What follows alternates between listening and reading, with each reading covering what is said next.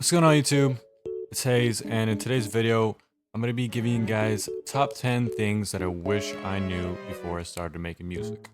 So without anything else, let's get into it.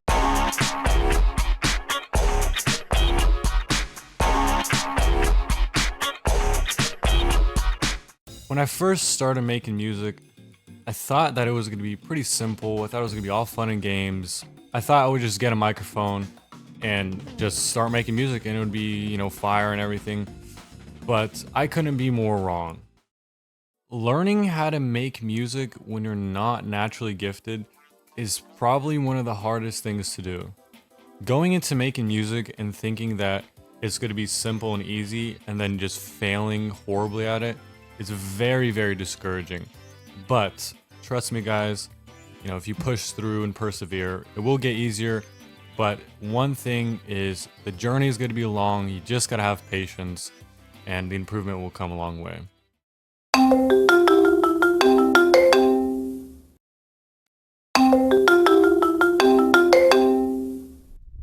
Number 2, copying artists is a very, very great way of improving. I would just listen to their music and kind of try to see what are they doing that's different from me and what can I do to implement it into my own music and make it sound more like them. So a good way to do this is just take one of their songs, put it into your DAW, and find the instrumental and do a cover. And listen to how they do it, how they punch in, are they harmonizing there, what are they doing there, and just kind of study what they do, and it's gonna help you a long way. And over time, you won't even notice it, but those influences will start slowly seeping into your normal sound, and they'll blend with your own sound. And that's how you find your own style. Every artist has took inspiration from someone else. It's not a crime to take inspiration. Just don't copy them like exactly, but it's fine to take inspiration from your favorite artists and do covers. Covers are a great way of practicing. So don't be afraid to copy your favorite artists. Look, having good equipment helps, but it's not the reason why your music sounds fire or not. A $1,000 mic won't save your poor vocals, and the best plugins won't save a poor mix. It's all about how you use what you have. Some of the biggest artists have recorded hits on basic setups. Instead of chasing expensive gear or the newest plugins, try learning your DAW first and just focus on getting clean and good recordings. But once you have a solid foundation and you feel like you're kind of finding your sound and your mix is sounding decent, that's when you upgrade. Upgrading will most definitely make a difference. If you're switching from something like a USB microphone to a high quality XLR microphone with an interface, the quality will be incredibly different. But if you don't have good vocals or you just don't even know how to mix, there's no point of upgrading because your music is still gonna sound bad. So don't replace the learning part, alright? Good gear will not replace skill. Salam alaikum, alaikum salam. Échale salsa. Dale picante. Alright, this is a really, really big one here, alright? I have started making music about 4.5 years ago, and I started mixing my own music about 2 years ago. And I really wish that I started mixing my music around the time that I started, because that means I would have had 2 more years of mixing experience, and it would have been so much better. Please, please, if you're serious about making music, please learn to mix. I know it's tempting to just focus on recording and writing the songs, but trust me, the mix will make your songs a lot better. And look, you don't have to be a pro engineer at all. You just gotta understand compression, EQ, and just using a bunch of effects to enhance your sound. Plus, if you can mix even a little bit, that means you don't have to rely on someone else to do your dirty work.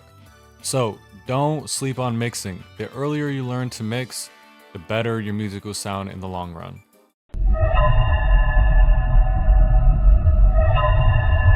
Now, since we're on the topic of mixing, and if you're learning to mix, you've probably seen those videos that are the how to sound like blank, artist. And I'll admit, I make those videos myself.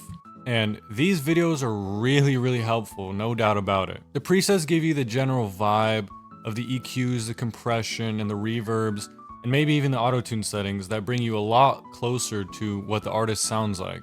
But here's the truth. No preset is gonna make you magically sound like the artist.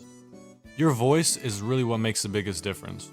You might get the vibe in the mix, but the actual tone, the delivery, and your whole sound comes from your own voice. So, while the videos give you a good platform and the presets give you that mix that sounds up in their style, it's definitely still very good to study what the artist sounds like and how they achieve that sound through their voice. And then you can use the presets to fine-tune your sound a little bit.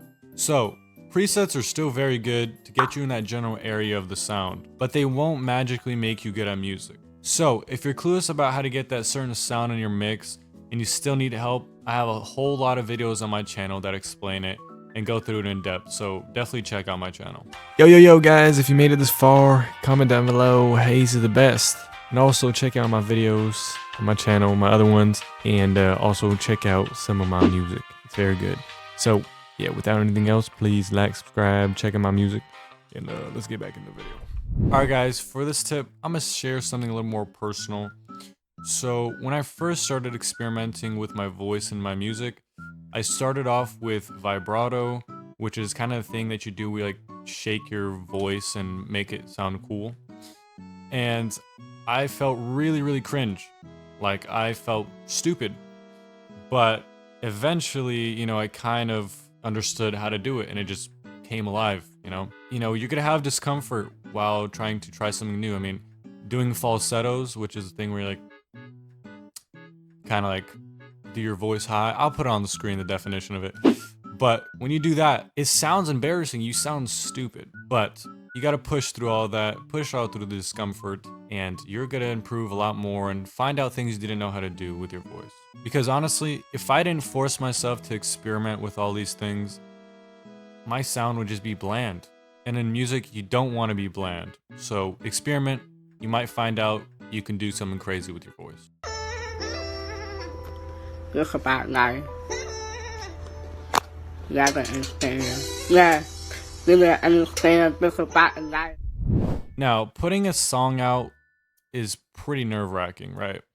You're just putting out a piece of yourself to the world for everyone to see. And yeah, it's tough when people give feedback and, you know, they don't like your music. It stings. It hurts the ego. If you really want to grow as an artist, you have to learn how to take criticism. And yes, I know it's easier said than done. You will take it personally. There's no way around that. It's okay to feel defensive about your own work, but the key part is to not stay in that state of mind where you're just kind of angry at everyone. Instead, turn that anger into motivation to kind of keep going. I know that for me and my personal experiences, when I see someone who is just a lot better than me, or I just feel like I'm not doing as good as someone else, I get angry and it fuels me to make something better than I ever had. In those times, I experiment with new styles and new genres and try to put out my best work. So, don't be afraid. Take that criticism as motivation and keep working. Because pushing yourself harder will ultimately get you the goal of growing and getting better.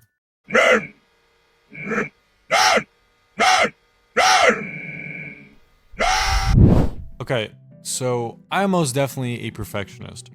Alright, I don't drop any music unless I think it's my best music. And oftentimes, nothing is my best music. But in my mind, I need everything to be perfect, and don't be afraid to be that way. I remember I dropped some music early into my career. It's not really a career, but you know what I'm saying. And I ended up taking it all down. I mean, that's gonna happen when you're making music. You're gonna end up hating what you made in the past and taking everything down. And I feel as it's okay to make songs and feel discontent with them, to not like them. You don't have to drop everything. You're not obligated to drop every song you make. So sometimes it's better to wait to drop something until you feel that it's really showing off your potential. It's easy to get caught up with something in the moment where you like it and you just want to drop it. You just want to go, you know what I'm saying? You sometimes got to be patient, wait, and then put out your best music instead of rushing everything. Being a perfectionist doesn't mean to just be stuck and never drop anything and just close yourself off. It just means you kind of have to know when something is good versus when something is alright. And when you know it's the right time to drop and you feel that song is really good, then that's when you drop it. Alright. I say,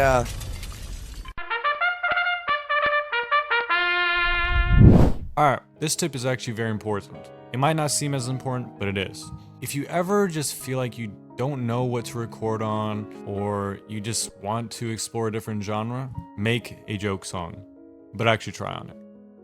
I actually did this myself when I was feeling burnt out, and I just needed something to get me out of my creative rut. And what I did was I made an album about fishing.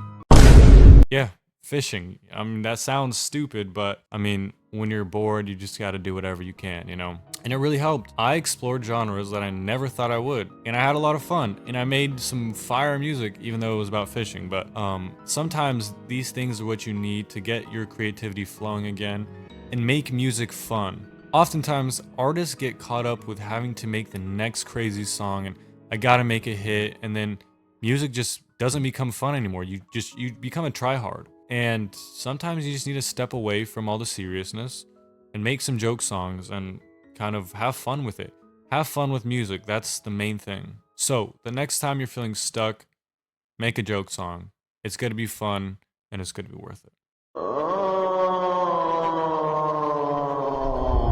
Fortunately, y'all, my camera battery died, but I'll continue the rest. I actually ran into this issue myself with Christian music. Since I've made a switch, I've been wanting to make music that was meaningful, but not cringy. I wanted to talk about my faith, but I didn't want it to sound like every song out there. And it took some time, but I found a way to make it sound more personal and unique, and without using those overused lines that are really cringe as well. And the key is, don't go for the obvious. Find a fresh angle, express yourself in a way that hasn't been said 100 times before. So yeah, next time you're writing, take a moment to step back, think about your lyrics. How can I make them more me? The more original you get, the more real your music will feel. And yeah guys, that's it for 10 things I wish I knew before I started making music. Hope this helps avoid some of the mistakes I made. That's for sure, I made a lot of mistakes. But keep making music, keep experimenting, and most importantly, just have fun with it.